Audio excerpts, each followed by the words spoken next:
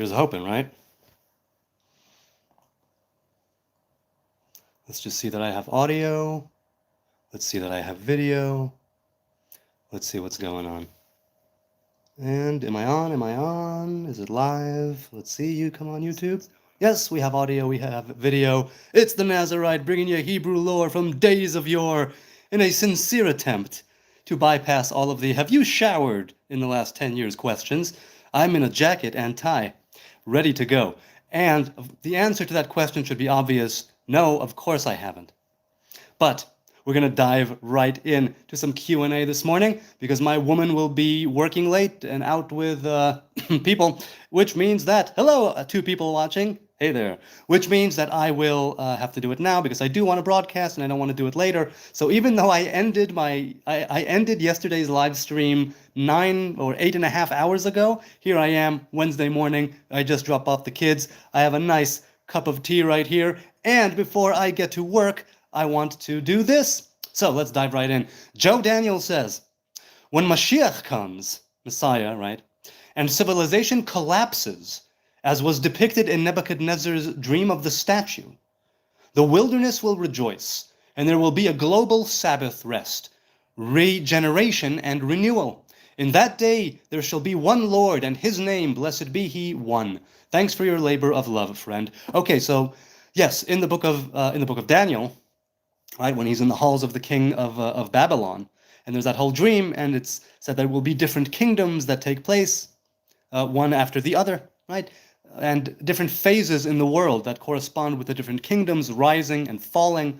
Now, this idea of a global Sabbath of rest, regeneration, and renewal, when the children of Israel, right, when it's said in the Torah that they will be kicked out of the land, it's said in the Torah, right, Moses says that then the land will be able to partake of all of the Sabbaths that it had missed, right? We, once every 7 years, we have a Sabbath of the land, what's called a Shemitah year. Shemitah literally means to let go or to leave.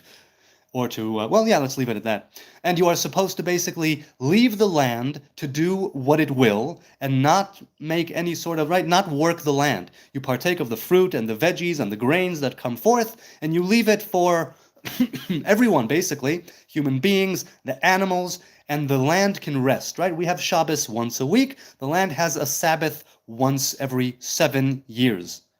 Corresponding with our Sabbath of a weekly nature, the land has a Sabbath every week. And when there is no Sabbath of the land, and the land kicks the people out, then it basically partakes of all of the Sabbaths that it had missed while it wasn't being kept. Hey, okay, so let's see. D-My Troclop. Hey, how you doing, man? How you doing? It's good to be here. Nice to see you. 8 people here. Hello, good morning, good people. Where are you from? What time is it where you are? Do share. I am very, very interested. So yes, this idea of a global Sabbath regeneration and renewal, it's said that there will be 6,000 years of creation and then 1,000 years of rest. Now you could look at this metaphorically, you could look at this allegorically. It doesn't necessarily have to correspond to actual 6,000 years. However, we are now in the Hebrew year 5,786. And it's said that this will be a Sabbath of the earth coming up. And since the Sabbath traditionally is brought in a little before the sunset, it means that we are presumably right around the corner from entering that global Sabbath. And that global Sabbath, that Sabbath of all creation, corresponds to the Edenic Sabbath that never took place. Mankind was created, right? Adam and Eve, Chava, were created on the 6th day of creation. They did not manage to get into the Sabbath before they were kicked out. Were they to enter into the Sabbath, it would be a whole other ballgame. But they missed the mark, and they were cast out before the sun had set on the 6th day, meaning that we are now stuck in a world between worlds. We are now in this place that is between the 6th day and the 7th day. We are like that time between the afternoon of the 6th day and sunset going into Shabbos that's stretched out into these, right, thousands of years of creation in this world. And yes, you can argue that the world has been around for much longer than 6,000 years, obviously, right? You could argue, like some Chabad people do, that the world was already created ancient. The world was already created old. So on the one hand, you can say that it is actually 5,786 years since creation, and that it's also billions of years old because it was sort of baked right into it. Okay. Jewish people are awesome, says Demai. Thanks, I appreciate it, man. Shining Twilight said hi. Hey there. Nashville, Tennessee, Jeff's. Well, it's Sharp. Jeff Sharp. That's awesome. Urban Jungle Productions with a flag of Palestine. Free Palestine from Hamas. Free them from religious oppression. I agree. Free it. Free them all. Hey, Mark Cookie is here. Hey, Mark. Or is it Mar? Free Gaza. I agree. Free Gaza from Hamas. You look like Groucho Marx. Oh, yeah, I do. I wonder why. It's been 2 days already. 2 days? 2 days that you're on or 2 days that I'm on? Like I said, I finished my yesterday's live stream less than 9 hours ago, but since I won't be able to go live later today, I need to go live now because I want to, and that's pretty much what I'm doing. So I usually go live later, but now it's Wednesday morning. I have a cup of black tea, and I am truly, truly ready to get it on. But Jesus didn't look like you. How are you from Nazareth? I am not from Nazareth. Raised in Jerusalem, born in Israel, raised in Jerusalem.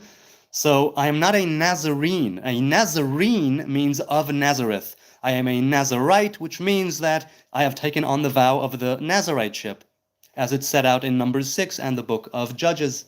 You look like my public defender, says SIFI. Well, I hope that your public defender is good and that they can get you off if they indeed, if you're meant to get off.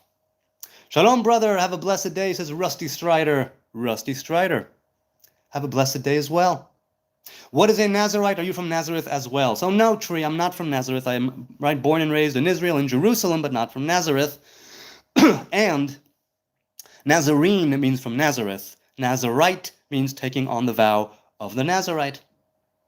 One take says, as someone who grew up in a Catholic household, can you tell me the difference between Judaism and Christianity? The vast difference between Judaism and Christianity is that we believe that Jesus is a dead man, no more, no less. That's all he is. Christians believe that he is the Son of God, that he is the Lamb of God, that he is a God incarnate, and we don't believe that God can become flesh, not because it's beyond God to do so, but because there is no divine revelation as a God incarnate in flesh, right? All I know is how God reveals himself to me. I don't know God, which means that, yes, God can manifest and does indeed manifest in an infinite amount of ways.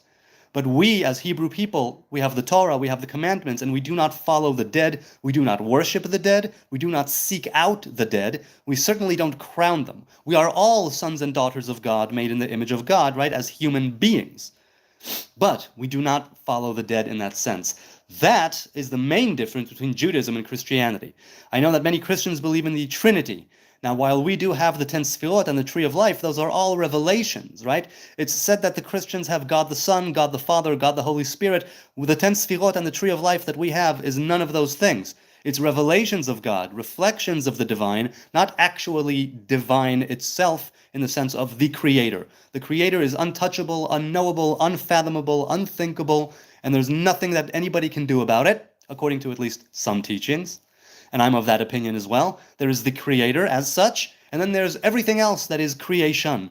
And while we may be able to come close to the most, what would be the word, to the most nude, right, the most naked, the clearest revelation through our actions, it's still not us truly knowing the Creator in that sense. We know the revelations of the Creator, just like if I'm hugging the King, I'm hugging the garments, I'm hugging the body. I'm not actually hugging the King and knowing his consciousness. That's the main difference, right? They believe that Jesus is a Messiah who died and came back. We believe that he died, and I'm thinking even if he did come back, we do not worship the dead. Gary said, really? Wow, that's so nice. You look tired now, and then good. Not sure what you mean, man. Not sure what you mean. I know what your book says about Jesus. What does my book say? The Bible doesn't mention Jesus once, so I have no idea what you're talking about. I'm a man of Torah, right? I try to be. And that says absolutely nothing about Jesus. And the parts in the Talmud that speak of Yeshu HaNotzri, that's not necessarily about Jesus, the Christian, right? Jesus Christ. It could be a different Jesus. And second of all, what's said about Jesus is an opinion that is not, as far as I know, made into halacha, and no halacha was derived from those opinions in the Talmud on Jesus. People say that he is boiling in excrement in hell. Jews have no hell. That makes zero sense. But okay. I'm an atheist. I love everyone. GC Spike. Hey, GC Spike, it's good to love. And it's good to love everyone. And being an atheist is just fine by me. Go for it. More power to you. Good evening, Hebrew Nazarite and chat room community, says Sixtens Amelia? Sixtens Amelia. Good evening to you. It's morning here. It is 8:26 a.m. and before I get to work, I wanted to go live, and I'm happy I did. It's so nice to be here with you. Are the prophets part of the Torah? No, they are not. The prophets and the writings and the scrolls all point back to the 5 books of Moses. They are not part of the Torah. That's why it's Tanakh, Torah, Nevi'im, Ketuvim, Torah, prophets, writings. And there's a different revelation that corresponds to each of those 3 facets of the Hebrew Bible. But there's no argument that the Torah stands as a standalone thing above them all, as a revelation at Sinai to Moses, right? Unlike the prophets. Love the tie. Yes, I've got Bert and Ernie as the Blues Brothers on my tie, and it's lovely. I think my woman bought me this tie years ago. What are your thoughts about Hinduism? Well, I don't know enough about the Hindu faith. I've read parts of the Vedas that I really, really liked, but I'm not a polytheistic individual. The entire hierarchy of gods and of avatars doesn't speak to me because I don't believe in a multiplicity of deities. I believe in a one Hebrew God that has many revelations and many emanations, but not actual forces of nature that are God, and not actual manifestations that are God, right? The rule is, if I can conceptualize it, if I can understand it, if I can receive it, if I can know it and think about it and talk about it and feel it and whatever that has to do with anything, it's already de facto, by definition, not God. It's a revelation of God, a reflection of God, an appearance of God, but not God, him or herself. That's the main difference. Do you believe the prophets, messengers of Elohim's words? Asks Eliud Rodriguez. Well, which prophets are you talking about? And B, it depends on if you're talking, well, which prophets are you talking about? But yes, I do believe in the words of the prophets, but the idea with the prophecies is that it's all pointing you back to the original covenant of Moses, right? The covenant of the Torah. So, as far as I know, there is no prophet who would say you should leave the Torah and go do something else. You know, that's basically what it comes down to. All of the different revelations and the prophecies brought down to the Hebrew people are all about go back to the Torah, right? Go back to the 5 books of Moses. Read them, grow wise from them, be able to discern. Baruch atah Adonai Eloheinu melech haolam she'akol nihye bidbaro. Say a blessing before you drink. Moses was not black, LOL. I didn't say he was. Maybe someone in the chat did. So this is a great, great, great controversy for some stupid reason. Right? We could have been black. We could have been brown, yellow, red, white as new fallen snow. It really doesn't matter. You're a Hebrew man. You're a Jew if you take on the Hebrew covenant, the Hebrew commandments, right? The burden of the Hebrew God. That's all that it is. That's why you can convert in a matter of minutes. But that's the way it is. Gould says, hi, I am having problems with faith. Do you have any advice? Yes, talk to yourself. Talk to God like I'm talking to you right now. Faith is something that many times wavers, right? So what I would do is choose one thing. Choose one thing that you do and that you commit to. Choose one thing that you are dedicated to, and don't falter in that. Choose one thing. It can be a commandment. It could be something a good deed that you do regularly. Choose one thing and go all in on that.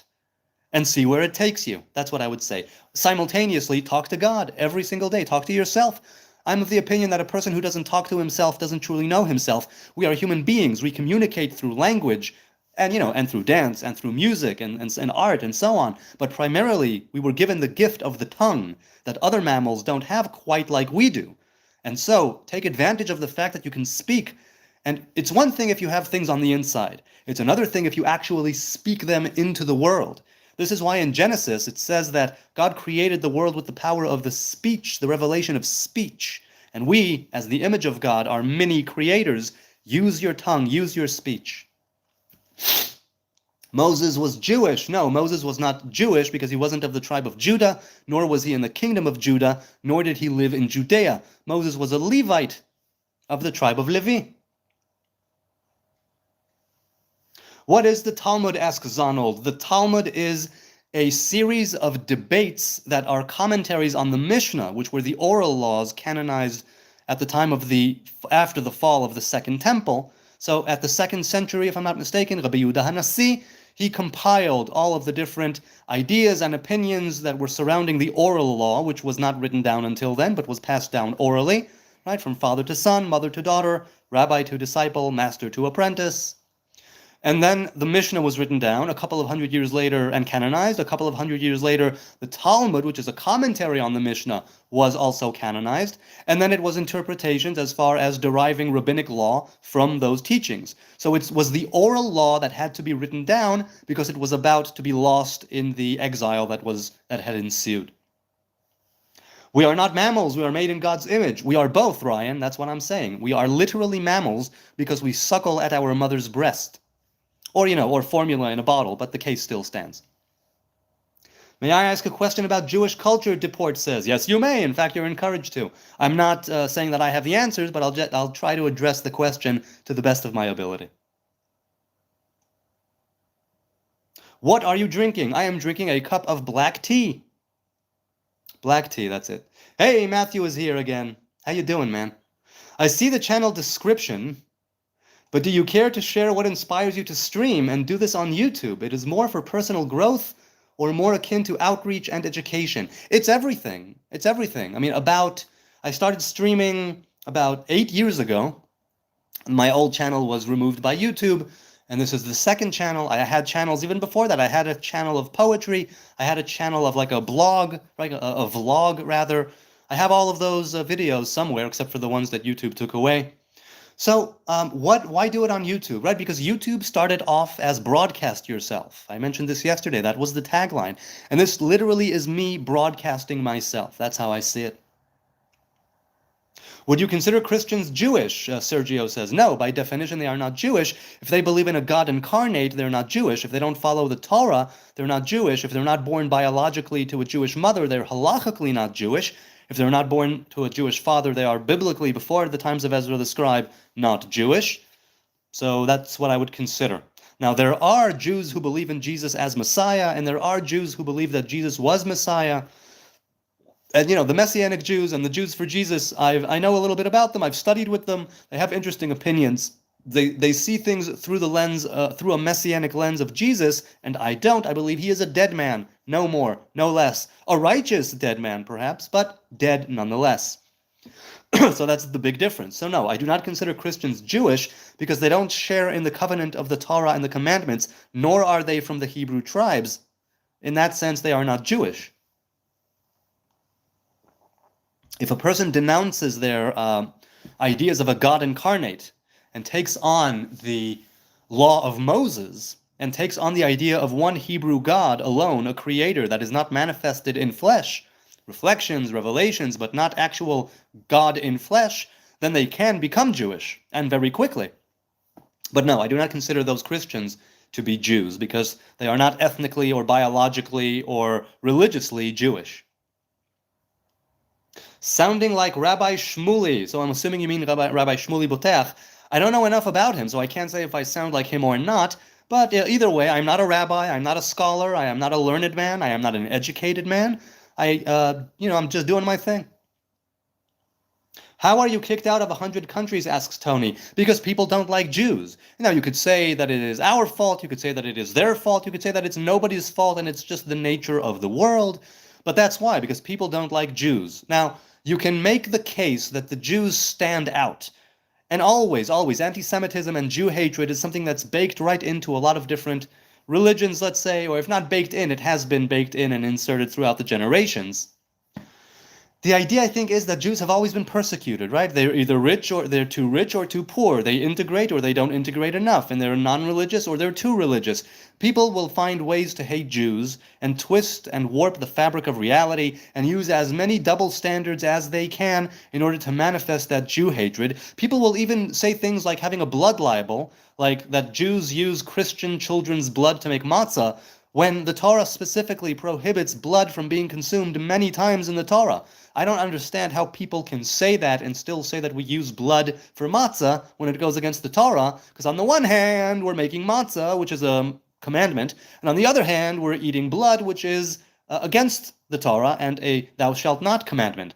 Now, it's not that we can't be at odds inside of each other, but if you're going to make a claim that we use blood, at least know what the Torah says. Genocide has a definition. You should learn it, WUM. I don't know if you're talking about me or not. I wasn't mentioning genocide. But MF, definitely there is genocide. I'm sorry, there was somebody named WUM. Right, that's true. Yes, genocide does have an actual technical definition. Israel does not stand up to that definition. The terrorist groups that we are fighting do literally stand up to that precise definition of wanting to wipe out an entire people. That's us. Tony says, I'm sorry, brother, I don't mean to offend you. None taken. That's why we're here. I'm asking you because I read this online. I asked you about the 100 countries thing. No, I didn't take offense. It's true. Jews have been kicked out from many, many places, right? England and Spain and all of the Muslim countries and Arab countries that they were in. And that's the genocide. That's the actual genocide that went on, and that's the actual persecution. What we are fighting now is a defensive war. Obviously, people are ignoring that, and people are ignoring the fact that even before 1948, the Jews were persecuted by the Muslim community, the Arab community that was here. People ignore the fact that Arabs began in the Arabian Peninsula, way, way, way further away than Israel. But if you're Christian, you're allowed to conquer things, and that's cool. If you're Arab or Muslim, you're allowed to conquer things, and that's cool. And if you're Jewish, you're not allowed to go back to your ancestral homeland. See, double standards. What are the 5 books of Moses? The 5 books of Moses are the Torah, Genesis through Deuteronomy, Bereshit through Dvarim. Those are the 5 books of Moses.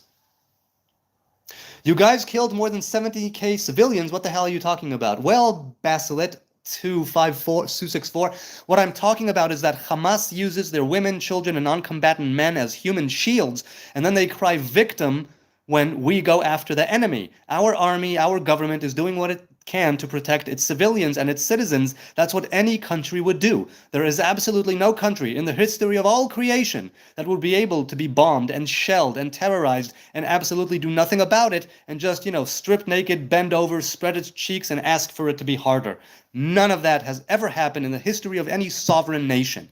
And we are, like it or not, a sovereign state of Israel. You could argue over the legitimacy of it, but then you would lose because there is historical legitimacy and there's legal legitimacy and there is all the legitimacy that you want. Now, Israel is not perfect, the government is not perfect, the army is not perfect, but 70k is absolutely nothing.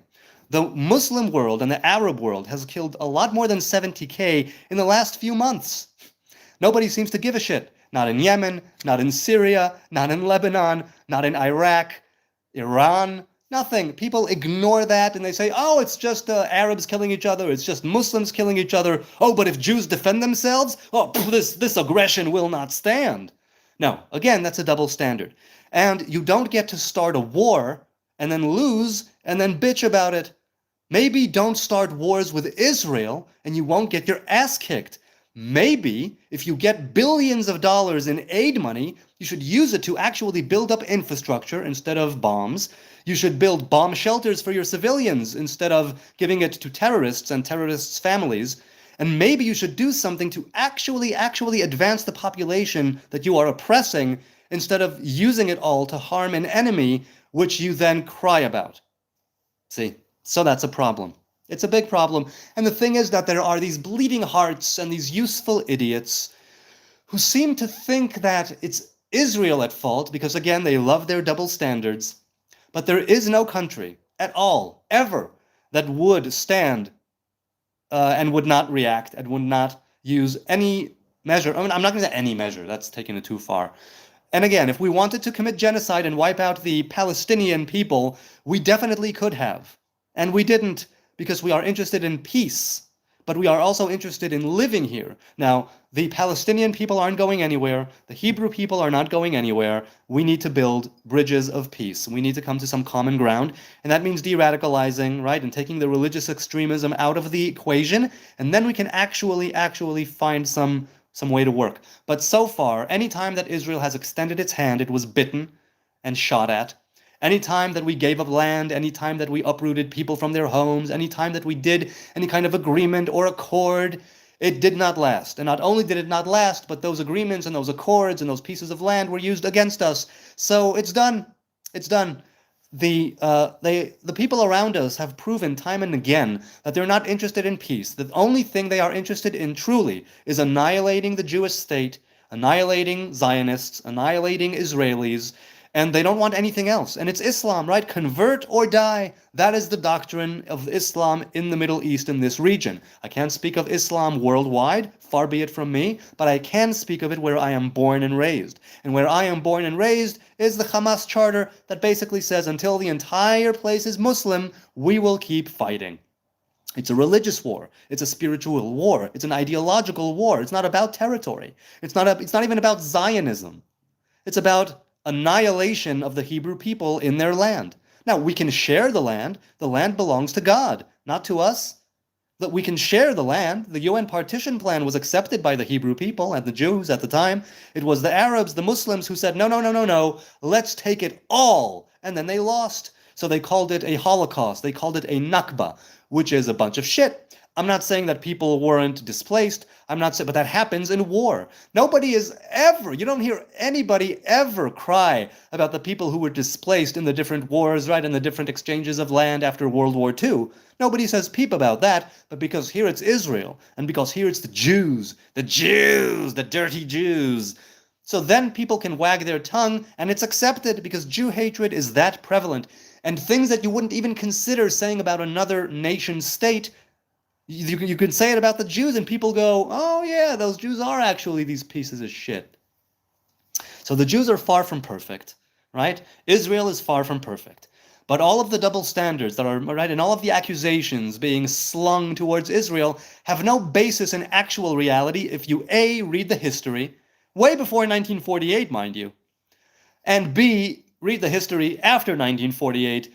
And I say this every time. Jordan could have established a Palestinian state, and they didn't. Egypt could have established a Palestinian state, and they didn't. Instead, they annexed the land and the people, and that's how it went down. If the poor Palestinians, right, were so poor, and if the poor Palestinians were truly deserving of a state of their own, you would think that Jordan and Egypt, their brothers, would do something about it. But they didn't. Proving beyond a shadow of a doubt that A, there is no Palestinian people, and that's all a lie. There were people here, humans like you and me, for sure. They need to be treated with respect, for sure. But there is no such thing as a Palestinian people, right? The Provincia Syria Palestina, that was established by Rome. That's the name that Rome gave to Judea. There's no such thing. But there are people here, and we need to make peace. All right, let's continue. Oh, the chat is moving way too fast. I can't, the chat goes in waves. This chat goes in waves of optimism and intrigue to waves of anger and hate. Your comfort in taking it on and navigating it well is comforting and a good example for others. Well, I'm not setting out an example for anything. I'm just doing my thing.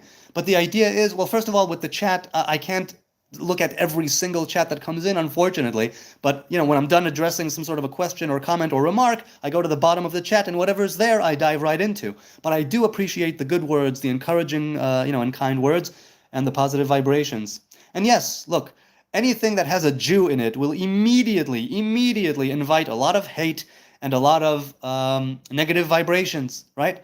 But what I'm seeking to do here is to tackle that hate, tackle those negative vibes, and be able to reach some common ground. And there are many people who come here and they're trolling, but then they see, oh, this dude is actually talking about what I'm talking about. So by all means, you can troll, you can hate, you can be whatever you want to be in the chat. I don't ban anybody, I don't kick anybody out, I don't I don't give anybody warnings or timeouts. I just let the chat do its own organic thing, and that's how this live stream has always been. Orange Sunrise. That's a nice name. I think you've been here before. I'm the hyper-extended, super extreme, limited edition rabbi from the astral plane of the synagogue of virtual infinity. Israel is mine and mine alone. Rent is due. Hey, I'll tell you that. Rent is indeed due. Indeed. Have you ever asked why people hate Jews? Daniel Sofa said. Yeah, but if history is any teacher, and most of the time it is, then yes, I know why people hate Jews, because they've expressed it ad nauseum, right? The Jew is vermin. The Jew is like cockroaches. The Jew is subhuman. The Jew is somebody who is a virus. The Jew is a bacteria. The Jew is toxic. The Jew is poisonous. The Jew controls the world. The Jew is, all of the negative things, they'll say it's the Jews. All of the negative things that happen, they will attribute to the Jews. If you leave and suddenly there's a rain cloud over your head, it's the Jew who called the rain cloud. People hate Jews on general principle. So to ask means to invite some sort of logical or reasonable explanation. And sometimes maybe there is one, because Jews can be assholes just like any other people. But, as individuals, I mean. But definitely, Jew hatred is just part of the way of the world. Now, some Jews are saying it's because that we brought the Bible and the Ten Commandments into the world, and we act as some sort of conscience in the way that we brought in the divine revelation in the way of the Torah and the law of Moses, that we act as some sort of conscience. And I think that's a little presumptuous, but I'm willing to go with it. So let's grant that and say that the Jews, because they brought the Bible and the Ten Commandments into the world, now there were other commandments and other rules, right? The laws of Hammurabi and other such things. It's not that the Jews were the first one to organize their societies along the set of rules and guidelines and laws. Not at all. But the Jews did bring something to wit, right? Christianity and Islam are said to be the Abrahamic faiths that continue the Jew, and they are billions of people. We're only about 14 million. 15 million? I don't know how much it is now. But the point is that we did bring something into the world that is being studied, that is being followed, and that is being emulated to some degree. Which means that you can make the argument that the Jews brought something into the world that is so significant that it still carries on, and billions of people base their faith on it originally, right? The Muslims replaced the Christians replaced the Jews, but it does all go back to Musa Nabi, right? Nabi Musa, the prophet Moses. Or Jesus, who was an actual Jew from Judea. And so I'm saying that if you say that the Jews are the conscience of the world, people will do almost anything to quiet their conscience.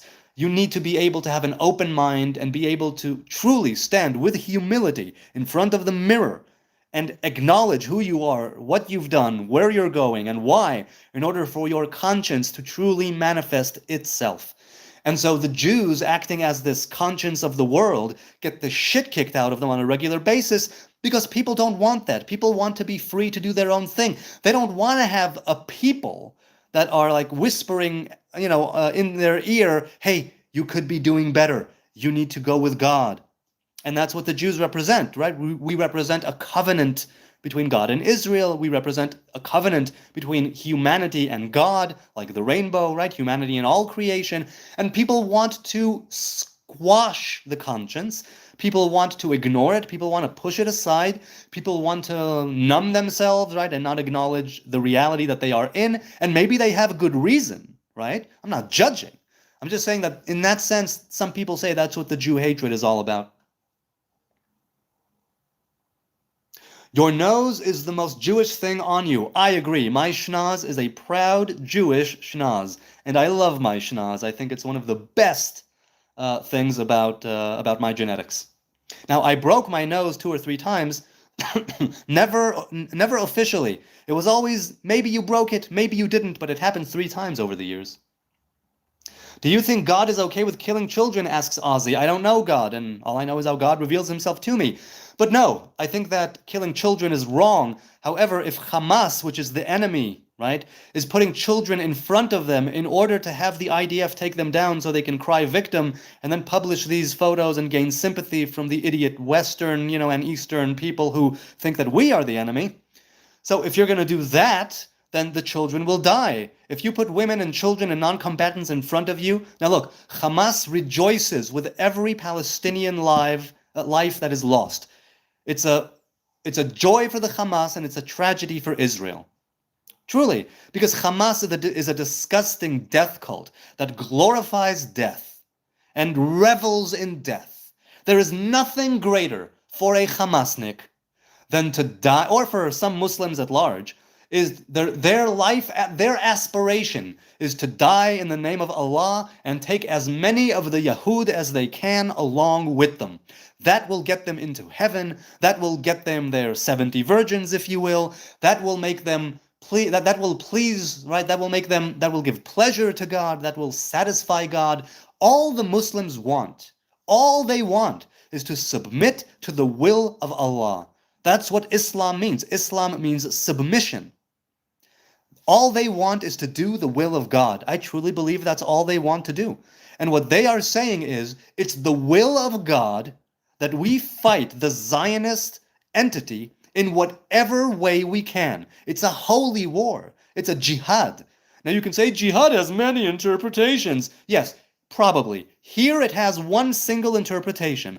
A holy war against the non-believers. Period. We are non-believers. Even though we are the people of the book, we are also non-believers, and we need to be Muslim, right? So, convert or die. That is what they have always said.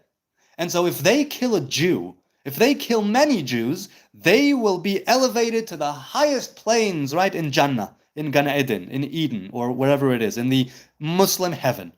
And to wit, the Palestinian Authority and Hamas and other terrorist organizations that can afford it pay money to the families of those who die while killing Jews, be they suicide bombers, be they other types of terrorists. If you kill Jews and you are killed in the line of sacred duty, your family will receive a handsome stipend depending on the amount of Jews or Israelis that they killed.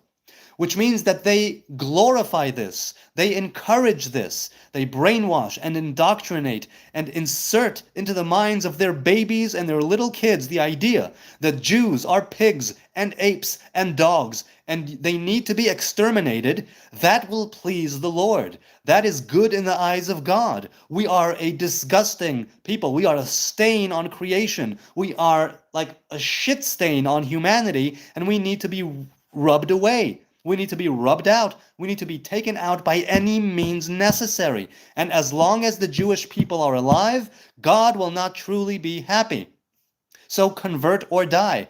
That's what we've been told time and time again. And the Hamas charter itself says that this region will be Muslim, and they will not stop fighting until the entire region is under the banner of Islam. That's what it is. We should all accept Muhammad as the final prophet. We should all accept the Quran as the final revelation, and nothing else will suffice. It is a holy war, a religious war, a spiritual war, and that's all that it is. It's not about territory, it's not about land, it's about Islam. That's what it is. Okay, do I hate Muslims? No, I don't. No, I don't. I try not to hate anyone, right? But if I have a death cult that is coming after me, I will defend myself. That's what it comes down to. Golda Meir said, right? If the Arab nations around us or the Muslim nations around us put down their arms, then we can have peace. If Israel puts down its arms, there will be no Israel. And that's what the people around us want. The problem is that every time that they have tried to invade, and they tried multiple times, they have lost the wars that they themselves have began. They lost these wars, and then they cry and say, oh, those Israelis, oh, those Zionist pigs, look at what they did to us. Maybe if you don't continuously or continually start a war, then you won't lose. Maybe if you take all of the billions of dollars of aid and help that is being given to you and actually do something productive with it and build up your infrastructure and build up your population, and maybe stop with the Jew hatred and all that rhetoric. Maybe then you'll have a chance of actually doing something of benefit. But that's not what they want. That's not what they want, and they have showed this time and time again. That is not what they are after. They are after the region becoming all Muslim. That's what they want. There's Dar el-Harb or Dar el-Islam, right? There's the path of war or the path of Islam, or the house of war, the house of Islam. That's what it is. Supsize. Supzi. Hi, Supzi. How did I know that you were Jewish before you even said anything? From my nose, of course. What else?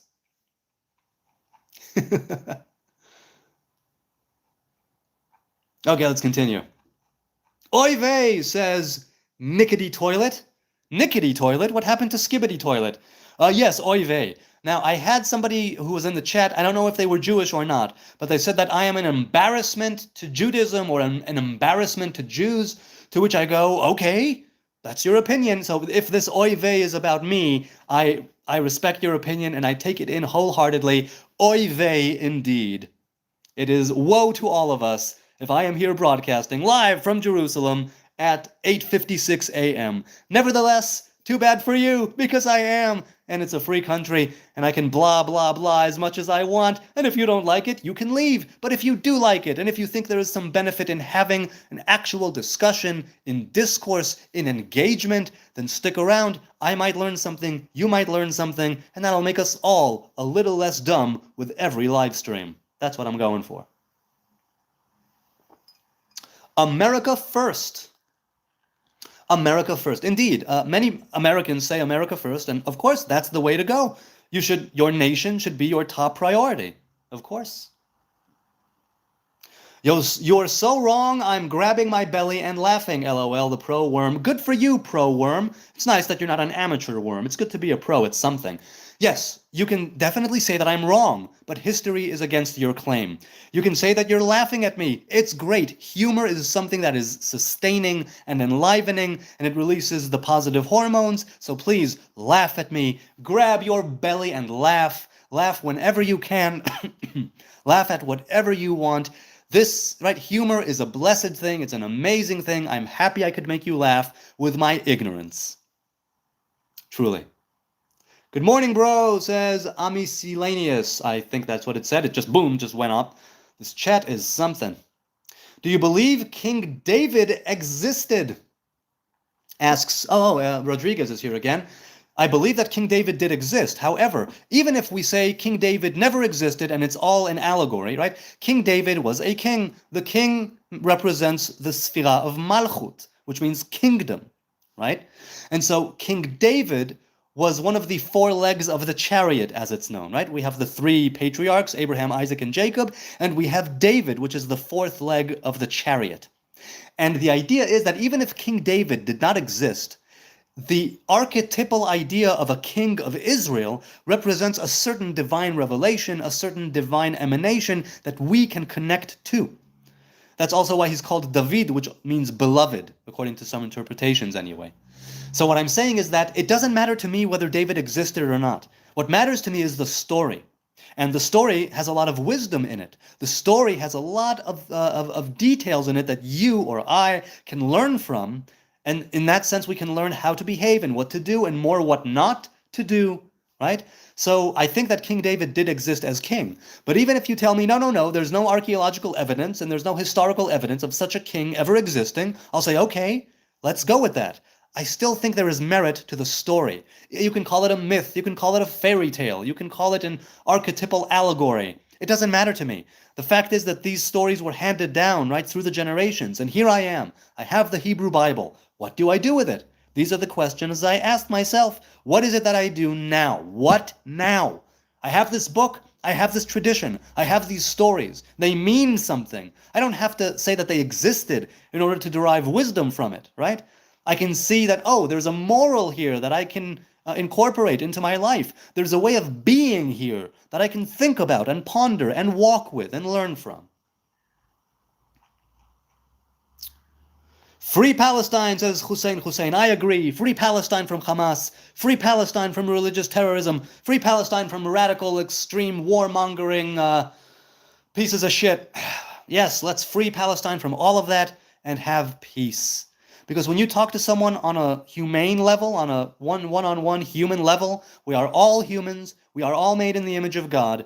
Once you take the radical extreme religion out of the picture, then you're able to find some common ground and build bridges to peace. That's what we are going for. Let's continue with the chat. This guy promotes materialism, not a matter of the spirit. No, I am for materialism and the spiritual, right? The Torah is all about you are a spiritual being going through a physical experience. This world of knowledge of good and evil is a place we were cast into. Eden is a place we were cast out of. So now we are in this world and we need to deal with it, right, as it is manifesting itself before us. So what is it that you're shooting for? The Torah says, remember, the Torah is not up in the sky, the Torah is not across the great sea. The Torah is in your heart, on your lips, to perform the commandments as they are set out in these books. That is how you combine the physical and the spiritual. And this is precisely why, even though I'm drinking tea, which is a material thing, giving me sustenance and nourishment for my physical body, I say grace, I say a prayer, I say a blessing before I partake of the tea, in order to combine the spiritual and the physical as one, and in the process elevate them both. So you can say that I'm promoting materialism. There's nothing wrong with materialism if you incorporate spirituality into it. That's what I'm saying. Let's continue. Where's your gold, says Sammy RY, a Semi RY. My gold, right here. Wedding ring. That's my gold. And there was a time in my life where I wore a gold earring. I think the hole is still in my ear, but I no longer wear the earring. I think I gave it to my woman, or maybe it's in my wallet, but just a plain gold earring that I had. I liked it. It reminded me of my tribal nature.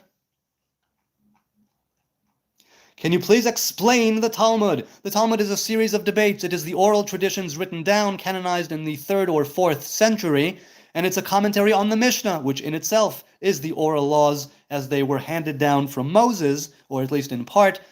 So the oral law and the written law arrived together. So they say. There's a dispute. It's a difference of opinion on whether or not it's actually from Sinai. The Orthodox tradition teaches yes, that the oral traditions and the written Torah arrived together, but since the oral traditions were about to be lost because of exile and destruction, they decided we will do the unthinkable and write them down. That is the Talmud. The Talmud is an interpretation of the Mishnah. The Mishnah is the interpretation of the oral law and the different debates. It's all a series of debates, and from the Mishnah and the Talmud we derive halakha, which is rabbinic law. Now, again, like I've said, there are many things in the Talmud that seem batshit crazy, but it's all about the debate, right? That's why there's also allegory there, and there's also myth and legend and different things, because it all has to do, first of all, it's part of a debate. Second of all, it's a debate that's spanning hundreds of years, with people citing what people said in the names of other people that lived hundreds of years before. And third, the Talmud and the Mishnah were supposed to remain oral. But they didn't. They were written down. The oral traditions were supposed to progress and evolve, but we're sort of stuck right now because of it being written down out of necessity. Kill-fed John Smith said, why are people buying houses near racetracks and expecting them to be quiet?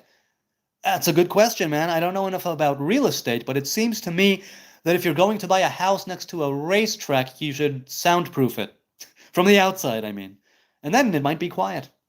The Torah is the truth, says Stephen. I am inclined to agree. The Torah is the truth. The thing is that the truth, as it pertains to this world, in a world of good and evil, of knowledge of good and evil, it means that if you want to see wickedness in the Torah, you'll see it. If you want to see misogyny and misandry in the Torah, you'll see it. If you want to see Jewish supremacy or Israeli supremacy in the Torah, you will see it. And on the other hand, if you want to see plain, simple humanity, you'll see that. If you want to see benevolence and goodness and kindness and righteousness and justice and peace, you'll also see that. So when you open up the Torah, you need to see it through a certain lens, right, of your eyes and interpretation. If you're not going with the classic interpretations, right? And that means that you will find in the Torah that which you are seeking, right? So if you want to go there from a good place, you will find good there. And if you're coming in from a bad place, you will find plenty of evil, wicked, bad things there as well. Because this is a world of good and evil, and we are human beings comprised of a bad inclination and a good inclination, right? Yin and yang, right and wrong, masculine, feminine. We are in a world of duality. We are creatures of duality, right? With a soul and a body. And there's always like this tension between the spiritual and the physical. That's part of what the Torah manifests. So the Torah guides us, and in that sense, yes, it is the truth.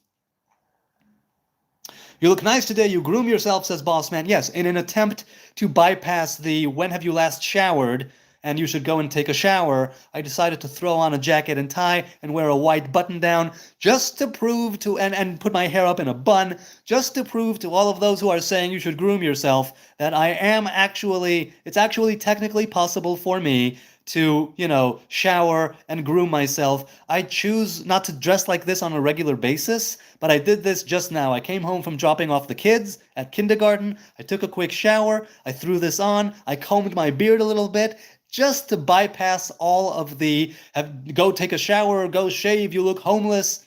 So, hey, people in the chat, are you actually regulars who are now in the chat? And hello, newcomers. Hello, regulars. Do you see less bathe and shower and shave in the chat? I'm curious. Tell me. I'll try to see it. Get a life, dude. I'm sorry, I don't know who said that. The chat was just running. Yeah, I do have a life. I have a blessed and amazing, fulfilling, meaningful, bountiful life. It's an amazing life that not a lot of people get to have. And I don't take it for granted. I thank God for every breath that I take, every step that it's an amazing thing. And to be here, a Hebrew man in Jerusalem, right, with a wife and kids, and with a home, and with the ability to go live with you and engage with you on a Wednesday morning before I get to work, it's no small thing. It is no small thing in the least. Nor is it a small thing that you good people out there take time out of your day, out of your life, to engage with me. I hope it's of some value, I hope it's of some entertainment, and I hope that we are able to engage in humility and in righteousness. Nobody is perfect, but we're just talking, we're just having a discussion. But yes, get a life. In my early teens, I decided to get a life, and I have since been pursuing that life, just like Korn said, got the life! Yes, I've got the life. All is vanity, says Damian Alvarez. Damien? Yes, there is a lot of vanity. I'm vain as well. The thing is that we can do what we can, and we can work on ourselves, and we can chip away at the negative traits, and we can chip away and hack away at the wicked sides of our personality, and we can expose the goodness and the kindness, right, and the humility. But yeah, pride, arrogance, vanity, all of those things are things that exist and that we need to handle and we need to tackle, definitely. Do you celebrate Passover? Yes, I do. Every Nisan I celebrate Passover. I do it a little differently because I don't partake of 4 cups of wine. Instead, I partake of 4 cups of apple juice, which was the custom of the Rabbi Nazarite David Kohen, who died in the early 70s here in Jerusalem. I love chicken matzo ball soup, says XR Puratorican.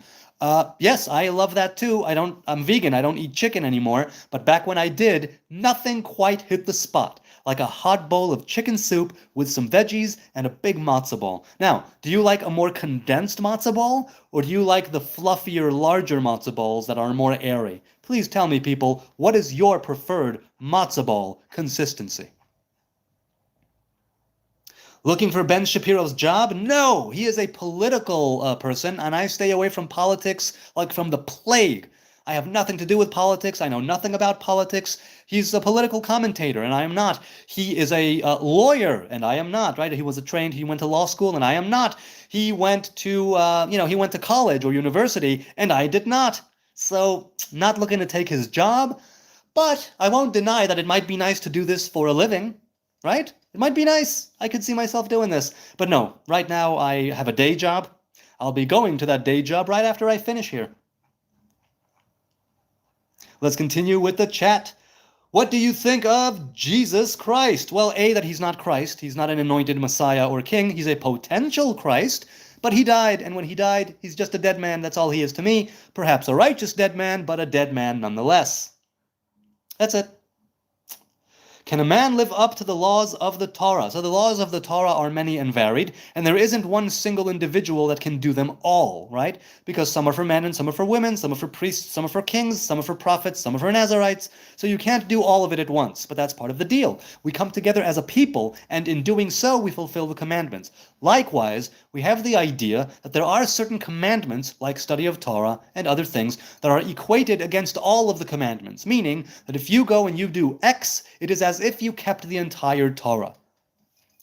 Can a man live up to the laws? Look, we all fall short of the ideal, but yes, a man can and should strive to live up to the laws of the Torah. The thing is that laws change with time, and that is part of what the oral traditions are supposed to facilitate. The oral traditions that correspond with the written law. These are the written law is written, the oral law was supposed to remain oral. But because it was written down, that caused a big problem. Were it remaining oral even nowadays, the laws and the halacha would be fundamentally different, or so I think, but I'm not a rabbi, I am not a halachic ruler. All I know is, how things happened in the past. Without a Sanhedrin, without smicha, the laying of the hands, right? Without a proper king, without a proper temple, we are left with the remnants of the remnants of the remnants of Judah and of Judea and of everything, right? Our great way, our great path. The thing is that even though we are left with the crumbs of a great feast, these crumbs have such merit, these crumbs are such a blessing, and if we cultivate, right, these elements that we still have at our disposal, if you will, the things that we can still work with, right, you play with the hand that you're dealt. We are trying to do the best we can with the tools that we're given. We are trying to play the best hand that we can with the cards that we were given. We are now without a temple, without a king, without a high court. So we do what we can. So can a man live up to it? Yes. A man can and should live up to the Torah if they are a Hebrew man. But I don't gatekeep, and I don't say that you should. It's like you could. You could go with the Torah. Or you could go with part of the Torah that speaks to you. Right? I pick and choose. I'm a cherry picker. I make no apologies. Literally a cherry picker. Who is the synagogue of Satan that Jesus speaks of? I have no idea. I read Revelation once, and I didn't quite get it. So I have no idea. I read the New Testament only once in my life. I don't know what Jesus spoke of. I know that people say that Israel is the synagogue of Satan, and I have no idea. I know that Robert Harrison, a regular here in the chat, for years, he says that the synagogue of Satan is actually Christians who claim to be Christians but don't follow Christ, really, and are sort of, they say they're Christians, but they're not real Christians, and that's who the synagogue of Satan is. So I don't know. Faux Q Media says, who do you believe is the Messiah that you believe is supposed to come back? The Messiah is not supposed to come back. The Messiah is supposed to reveal himself and be anointed. There are potential Messiahs even right now at this very moment. At any given time, there is a potential Messiah that ought to be revealed, if we merit the revelation. Likewise, the Messiah is not supposed to come back. If we want, we can anoint a king. If we want, we can crown the king. But we don't have to. We can transcend that. We can transcend the temple, we can transcend the courts and the Messiah. We can take all of that out of the equation and just go with the original Edenic way of thinking, which is that the body, right, is the temple of God. The human living person as an image of God. That's all we need. Eden had no priests or temples. Eden had no messiahs or high courts. None of that existed in Eden. It's the Edenic way of thinking. Now again, I'm not laboring under the delusion that I can live in Eden once we were cast out of it. But I am laboring under the idea of bringing as much of Eden as I can into my life, right? Bit by bit, day by day. God is masculine and strong, says Old Wizard. Yes, there is a revelation of God that is masculine and strong. There is a revelation of God that is feminine and receiving. So yes, there is strength, there's masculinity, there's femininity that God is revealed through. Eden had God. Eden had a revelation of God, Damien, as do we. We all have, God is revealed with every given, at any given time, with every passing moment. God is revealed to me through the Torah. God is revealed to me through nature. God is revealed to me through doing this. It's how I see the divine revelation manifesting itself in my life. Now you can say, oh my God, how delusional can you be, Yonatan? And yes, maybe I am delusional. Let's grant that and say that I'm completely delusional, full of bullshit, and I have no idea what I'm talking about, okay? No idea whatsoever, okay? But is the way that I lead my life something that is good or bad? That's right, that's the rule. That's the litmus test. The litmus test is, if other people were to act in the same way that I do, would society be functioning? Would it be of benefit to someone? And it's not that I don't have my faults. Definitely I have my faults and my shortcomings, without a doubt. Nevertheless, I think the way that I lead my life is such that if others did the same thing, society would still be sustainable.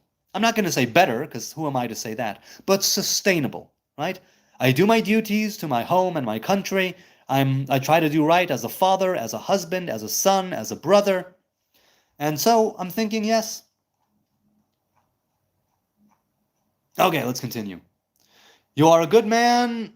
Oh, I'm sorry, the chat just keeps on jumping. Hang on. You are a good man, you look great in that suit, says Bailey. Thanks, man, I appreciate that. Once again, it just shows people that if I want to, I can actually clean up a little bit. And me having the long, messed up dreads and a messed up beard, and without a button-down shirt and a tie and a jacket, I'm just showing people that I'm still the same guy. The externalities matter to some degree, but they should not matter to such a big, they should not matter to such a great degree. They ought not matter so much. But people are stuck on externalities, and fair enough. I don't hit everybody's aesthetics. People have different ways which they want to look. So there.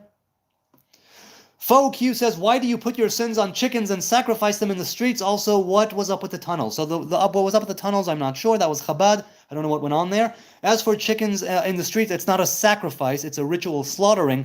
Third, I'm a vegan. I do the kaparot with money and not with chickens. But the idea is that before Yom Kippur, right, the holidays of atonements, what you would do is you would take a chicken, and that would be like a sacrificial atonement, as it were. On Yom Kippur, you would have two sacrificial kids, right? One of them would have Azazel on it, one of them would have the name of Adonai on it. They would both be killed in different ways, right? Two goats.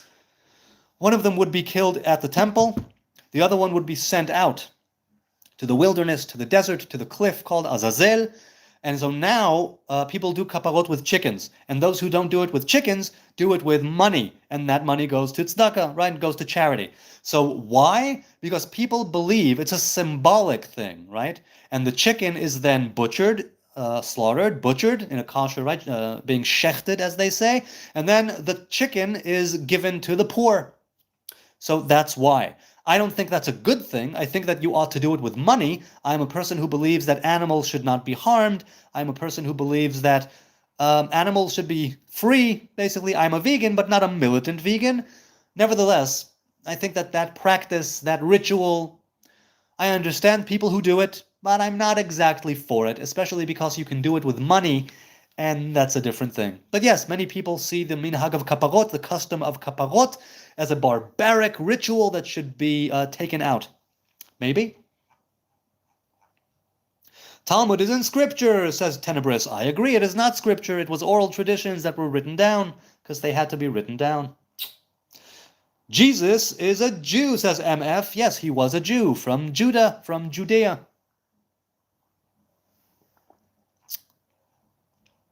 Okay, what time is it? I've been on for just over an hour. I'll keep going for a bit more, and then I'll say goodbye. I do need to get to work. Was King David of the tribe of Judah? Yes, according to the Bible, King David was of the tribe of Judah. What is your opinion of the dietary law? Right, so the laws of kashrut. I think the dietary laws are for the spiritual and physical benefit of the Hebrew man and woman. I'm of the opinion, though, that the real dietary law, the original dietary law, the Edenic law, is veganism. I believe that Eden was vegan and that we should be vegan. And even if we are not vegan, I think that the factory farming and that is not good, and because it's psychological and physical abuse of animals, and that's not kosher, even if the animal is. And I think that even if you say that the final step is a rabbi or a shochet that's properly koshering the animal and butchering it as it's written in scripture with the blessing, covering the blood and the whole ritual, everything that the animal experiences up to that point is torture and abuse. So even if you say that it was shechted in a kosher and proper way, and even if you say that it's a clean animal that can be consumed by a Hebrew person who keeps kashrut, I say that everything leading up to it is not kosher. And then the question is, does the final act of kosher butchering excuse the wholly non-kosher experience of this poor creature? And I say no. I say no. I say that the kosher final step does not necessarily mean that it's okay. It means that it's a kosher animal that you're allowed to eat now, yes. But it doesn't mean that that's the kosher way of doing things. And that is a major difference, a big difference. It has to do with, right, we are all earthlings. We are all earthlings, and we need to treat the earth with respect. We need to treat our fellow earthlings with respect. And psychologically and physically torturing and abusing animals, and only at the end giving it the respect it deserves with a proper shechita, that is not the way. That is not the way of the Torah. That is not the way of the Hebrew man or woman, I think. Now, I say this because it's only my opinion, but I'm basing it, A, in Scripture, and B, in some common sense, because if you're going to say that these animals are... look, some Jews say that the animal was made to be slaughtered, and we have in the Talmud. Oh, I don't remember his name. Who was it? Right? There was a lamb or a goat that was about to be slaughtered, and it didn't want to go. And whoever it was, his name escapes me. He sort of nudged him along the way and says, "Go. That's why you were created." And he was rebuked for that. He was rebuked for saying, "Go, that's what you were created for." Because even if we could say that certain animals were kosher animals and that they were made to be butchered, it still doesn't mean you get to mistreat them along the way. And that's what I take issue with more than anything. The mistreatment of animals in the modern day, society. That's what I take issue with a lot more than consuming the animal after a kosher butchering. The kosher butchering is a kosher butchering. Got nothing against that. That's my dumbass opinion on the dietary law. Explain the word goyim. Nations. That's all that it means. That's what the word means. Some people use it pejoratively, but what it means is just nations. A goy means a nation. Israel is also a goy. That's what that means. Why people think that Hebrews were black people? Because there's a very good chance that they were. There are some who say we all came from Africa. All of us, humanity, right, came from Africa. Now, wait, who is this? Blover Cover. Blover Cover, it could very well be that the original Hebrews were black-skinned. They could have been brown-skinned, they could have been white-skinned, or yellow-skinned, or red-skinned, or pink-skinned, or purple-skinned. They could have looked like Barney the frickin' dinosaur. It doesn't matter. If you take on the covenant, you're a Jew. If you keep the Torah and commandments, you're a Jew. If you're part of the tribes, you're a Jew. So that's it. It doesn't matter what you look like or who the real Jews were. There's no such thing as a real original Jew. No such thing. The real original Jew is a person who takes on the Torah and the commandment and the one Hebrew God and forsakes the pagan ways and worships in righteousness to the best of their ability. That makes you a Jew. Or, biologically, if you're born to a Jewish mother, and biblically before the time of Ezra the scribe to a Jewish father, then you're a Jew. Like it or not, you were born a Jew and you will die a Jew. And people think that the Hebrews were black people because A, they could very well have been. And B, I think because they want to say that we now are not the real Jews, and they sort of anchor their contention, their theory, their thesis on content of melanin in a person's skin, which is an asinine way of making an argument that has no actual, it really has no, it doesn't hold water. It really, really doesn't. That's what I think. What do you know about the Nazarene creed? Nazarene means of Nazareth. So I know nothing about a Nazareth creed. I know about the Nazarite vow. So if you're talking about the Nazarite vow, Rabbi Yehuda Nasi, says J.V. Hammer. Yes, Rabbi Yehuda the Prince, as he's known in English. So I don't know anything about a Nazarene creed. I know a thing or two about the Nazarite vow, having been under it for close to 15 years now.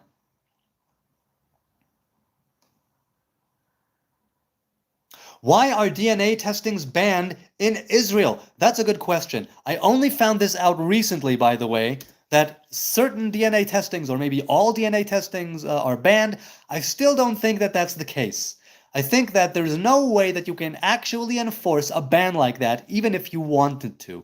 I think that maybe certain companies, certain people, establishments, I don't know what, want to ban DNA testing, but I don't think that DNA testing is banned in Israel. Or maybe certain DNA testing? I have no idea. I really don't. But if you do think that DNA testing is banned in Israel, you know what? I'll Google it really quickly for a second. So it's Google, so take it with a grain of hummus. DNA testing is not banned in Israel, says AI in Google. Rather, it is highly regulated by one of the world's most comprehensive genetic privacy laws, the Genetic Information Law of 2000. The law aims to protect individual privacy. Okay, so I guess that's what it is. It's about data protection, medical oversight, and accuracy. Now, look, you can say that it's a bunch of shit. You can say that it's just a cover-up. But Google AI says that it is not banned. Now, I'm not going to say if it's true or not. I only recently found out that there are people claiming that DNA testing is banned in Israel. So I can't give my opinion one way or the other. I don't know enough about it. I'm ignorant. Forgive me. What is mohel? A mohel is a man who performs circumcision. Traditionally, it's the father who performs circumcision. If the father doesn't know how to do it, if the father is hesitating to do it, if the father cannot do it, then you bring someone, like I did, you bring someone external to do it, a moil. Absolutely not banned in Israel. There you go. Cassie Brenner says, take with a grain of hummus. Yes, a grain of hummus. It's what you should take it with. Israel buying TikTok to censor, says perfectly harmless. I have no... What can Israel possibly buy from China? Are you serious? Is Israel actually trying to make some sort of deal with China to buy TikTok? I've never heard that, not that I'm so versed in the ongoings, but I have not heard that at all. Was Yeshua from the tribe of Judah? According to some people, and according to the New Testament itself, yes, he was. As someone who lives in Israel, what is your opinion of Benjamin Netanyahu? Asks Angel Merline or Merline. I am not a fan of Netanyahu. I think he needs to be replaced. I have not voted for him. I have not voted in about 20 years because I don't like to play that game. I think it's a dirty game and I don't want to take part of it. However, because of the war and because we need to get Netanyahu out of office, I will be voting in the upcoming elections whenever they are. Be they in a year or 2 years or whenever they have next elections in Israel, I will be voting for the first time in about 20 years because you must get rid of Netanyahu, because even if we grant the idea that he is the best prime minister that has ever stood, and I'm far from saying that, I will say that he has done a lot for the state of Israel. He screwed up a lot, but so do we all. But he needs to go. He needs to go, and we need new blood in the government. We need new people. Perhaps younger people who have gone through this war and who can lead, people who have struggled, people who have seen horrible things and who know that war is hell, and they can lead the people in a more righteous and peaceful way. But I don't know what the alternative is. I don't vote, and I don't know the platforms of the different parties. I think that the parties are too divisive, so I don't fall under that, I don't go with that game. I don't play the politics game. Also because I believe that the politicians themselves are but puppets and marionettes controlled by people who have not been elected. The people with money, the lobbyists, the people of industry who have power and who whisper in the ears of politicians, and they do what they want because they want the money, because they want to be close to the plate, karov latzalachat, as the phrase in Hebrew goes. Do you think government actually offers choice? Asked Patrick Johansson. No, I don't think the government. I think that we have the illusion of choice. I think that when you vote, it is basically just an illusion, right? Oh, my vote counts. Oh, it's my civic duty. Oh, and that's why I have not voted in 20 years. However, I'm willing to say, for the slight chance that maybe my vote will count for something, maybe I will vote in the upcoming elections whenever they take place. And again, I haven't voted in about 20 years because I think that it's a bunch of shit, and I think the politicians are controlled by other people who have not been elected. I think it's all a sham, and I think that by the time you reach the higher echelons of politics, you already are dirty, really dirty, because that's the game. And you won't get high there, you won't get to the higher places without dirtying yourself, without making shady deals and back alley transactions. And also, I've seen too many politicians make a lot of promises and not keep any of them. I've seen them make promises to get elected and then completely revert to something else or go in a different path. So I don't believe the politicians. I don't believe I simply don't believe them. So I don't vote for them. But I will. I will next time. We'll have to see who I vote for. but I don't know. Blover says, what do you think about people linking Jeffrey Epstein to the Mossad? I have no idea. All of these conspiracy theories, some of them end up being true. Some of them are just completely lies that are spread for whatever reason. But I don't think anything, not about Epstein or the Mossad. I have no opinion in the matter. I have no dog in that race. First, because I don't know enough about it.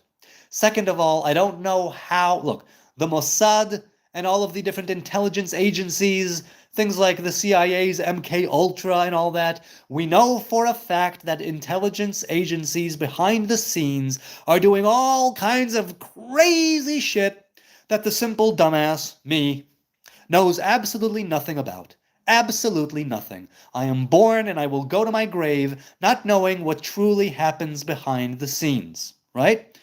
And if we take that as a given, as like an axiomatic claim that I never will truly know what goes on behind the scenes, then I can say that maybe there's a connection and maybe there isn't a connection. And then the question once again goes back to, and now what? Now what? Let's say that there is a connection to the Mossad. The Mossad does a ton of things. There are Mossad agents everywhere, all the time. I'm supposed to have an opinion about it?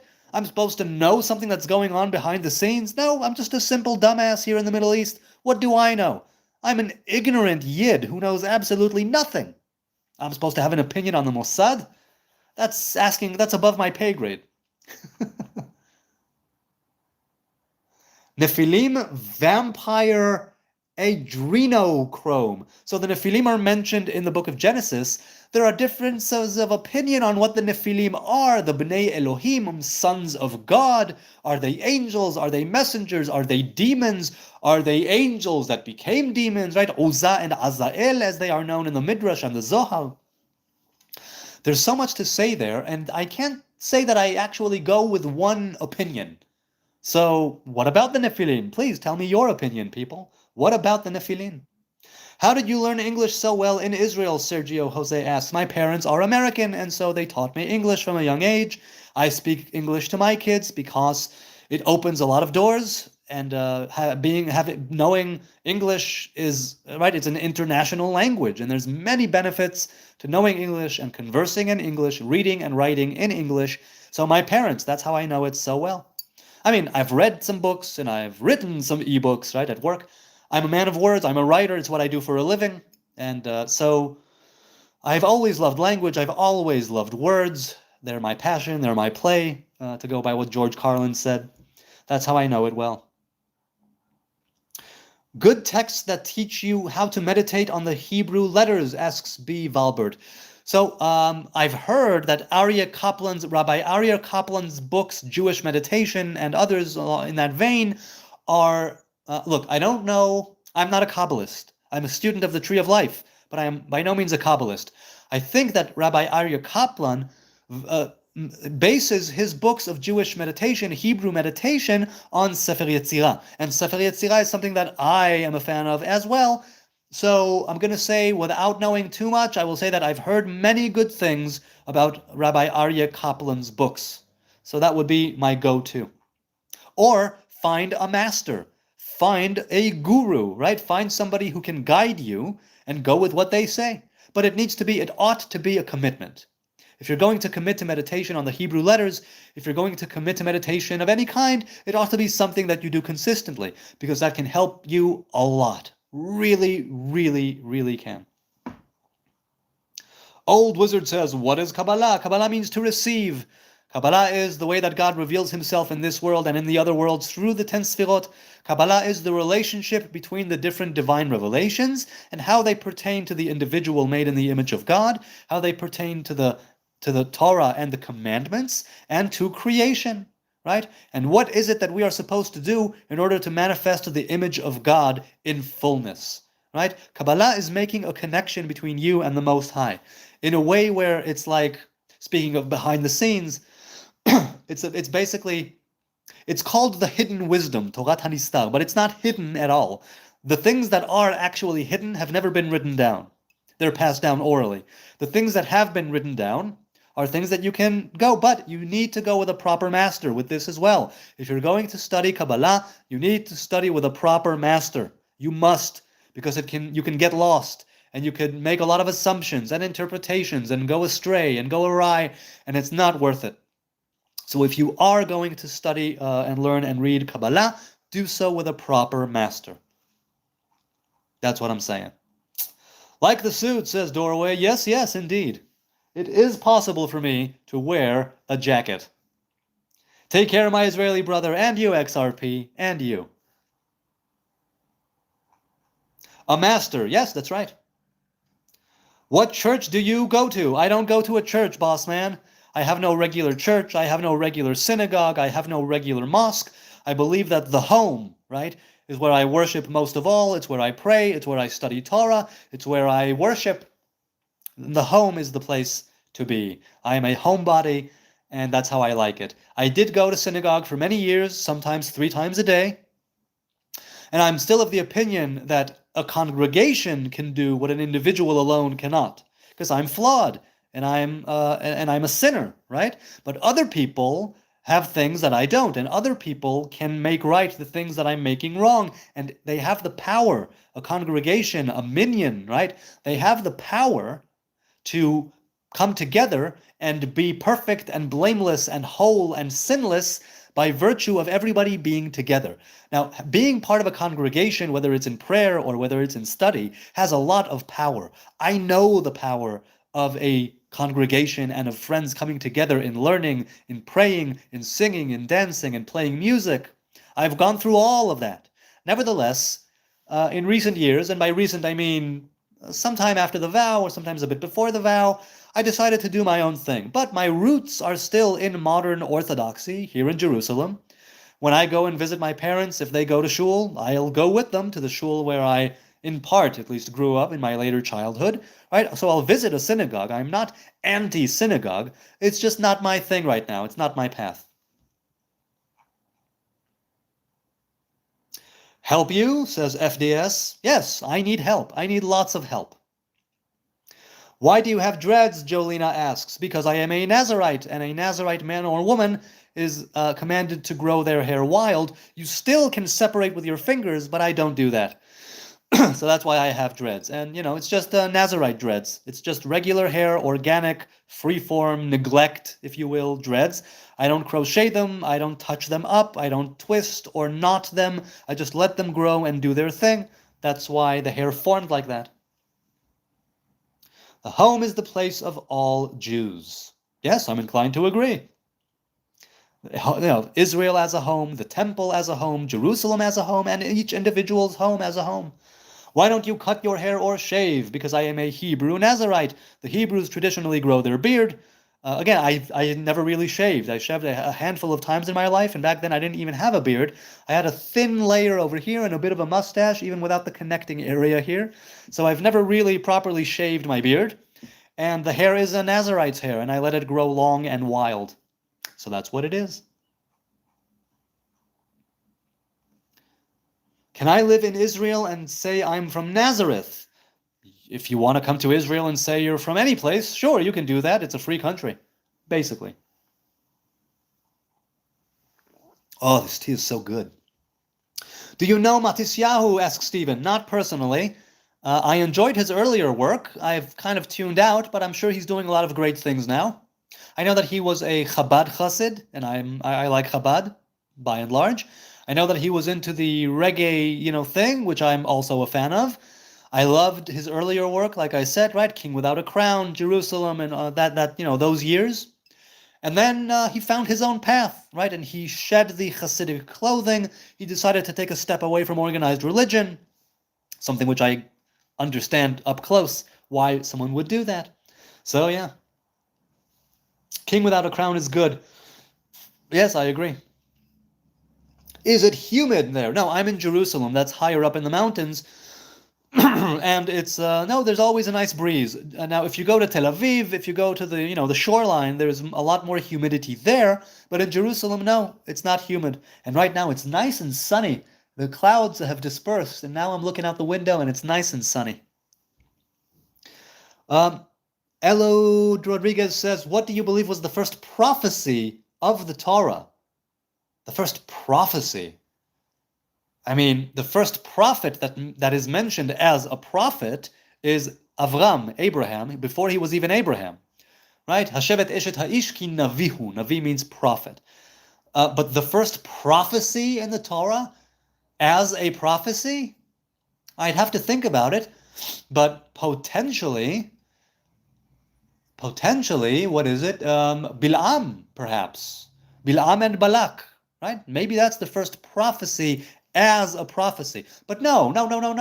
There's prophecies in Genesis. When Jacob gathers the people around, his sons, and family, when he gathers them around before his death, he prophesied different things. So I'm going to say in the book of Genesis, when Jacob is about to die, I think that, however, no, we can even go before that with Jacob's dreams and with Joseph's dreams having a prophetic element to them.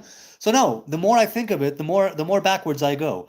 So as far as I'm concerned, the B of Bereshit, right? The Bet of Bereshit is the first prophecy. The first letter of the Torah is the first prophecy of the Torah. That's what I'll say.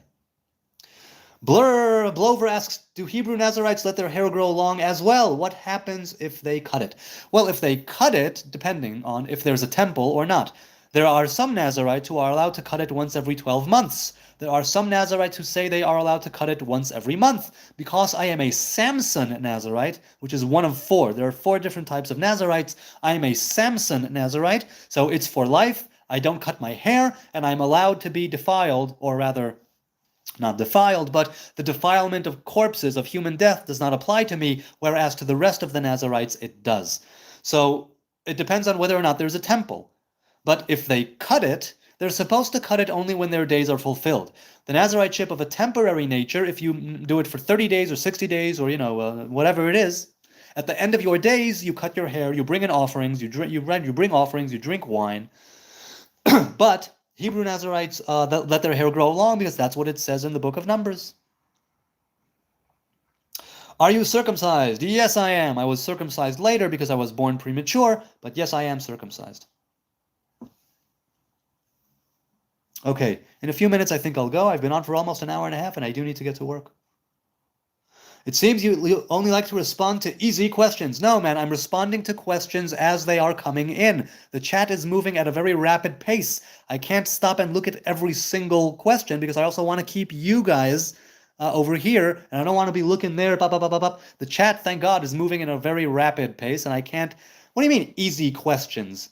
Okay, let's say that I'm going for the easy questions. The questions that I'm seeing here are the questions that I'm addressing, and they're going at a very fast pace. So my apologies, but trust me, I try to tackle the easy questions, I try to tackle the harder questions, I try to tackle the questions of which I know something and others of which I don't know something, in which case I'll say I'm ignorant about it and have no opinion. I've done it in this very live stream. So you can go ahead and say that I'm choosing and picking easy questions, but I'm definitely not. So people, if you know the question that individual was asking, all of you, right now, put it in the chat. I will see it. Or if you want, you can put my name with the @ and it will be highlighted and maybe I'll see it more. Doorway says, have a good day, HN. You too, man. You too. Be blessed. Be a blessing to others. Be the light in other people's lives. How many languages can you speak? I speak English. I speak Hebrew. I can understand a lot of Eretz Yisrael Aramaic. I can't speak it fluently. That's what I whoa, hang on. Okay. That's what I can speak. What do you do for a living? I'm a writer. That's what I do for a living. I am a writer, and I'm very, very happy to be a writer. It is a wonderful, wonderful way to make a living, and I'm happy about that. Night, brother, keep it up. Indeed. I will also say good night. Or it's morning. It's now 9:45 in the AM here in Zion. I've been on for about an hour and a half. I want to say thank you, those watching now, those watching later. The subs, the likes, the views, the comments, the chats, the concerns, the haters, the trolls. I love each and every one of you. It's so much fun to engage with you. It's nice to have a dialogue, to have a conversation, to engage. I hope it was of some value. I hope, if not of any value, that it was of some entertainment. It's always fun to do this. I don't take it for granted that you take time out of your day, out of your life, whenever it is, whoever you are, wherever you are, to come and listen to me and engage in a dialogue, in a discussion. This isn't a monologue. This is me and you talking. That's what I want it to be. That's what I hope it will remain. So until the next live stream, which I hope will be tomorrow if I'm able to do it, it will be tomorrow, not sure when. Keep in touch. Until then, be blessed, be a blessing to others, be the light in other people's lives. I know that I've said it 30 seconds ago. I'll say it again. It is that important. So, stay classy out there. Be good. Have a great day. Goodbye from Jerusalem. Cheers.